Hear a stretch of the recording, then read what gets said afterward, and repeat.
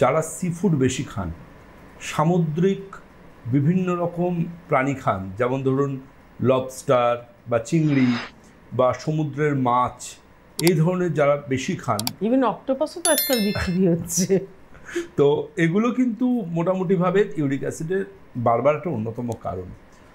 এর বাইরে যেটা, সেটা হচ্ছে যে কোনো রকম রেড মিট, যে কোনো রকম রেড মিট ইউরিক অ্যাসিড বারবার অন্যতম একটা কারণ।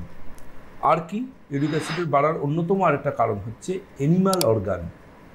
অনেকেই দেখবেন নর্মালি খেতে পারেন সুস্থ মানুষ, কিন্তু যাদের ক্ষেত্রে ইউরিক অ্যাসিড হাই আছে তারা যদি মনে করেন আমার পাঁঠার মেটেটা খেতেই হবে, তাহলে তার ইউরিক অ্যাসিড বাড়াটা মেনে নিতেই হবে। আমরা খাবার হচ্ছে সবচেয়ে বড় মেডিসিন। আপনি বিষ খাবেন না অমৃত খাবেন, এটা আপনাকে ভাবতে হবে। আপনার শরীরে অন্য কারোর ক্ষেত্রে মেটেটা উপকারী হতে পারে, কিন্তু আপনার ক্ষেত্রে আদৌ সেটা উপকারী নয় যদি আপনার মধ্যে ইউরিক অ্যাসিড থেকে থাকে।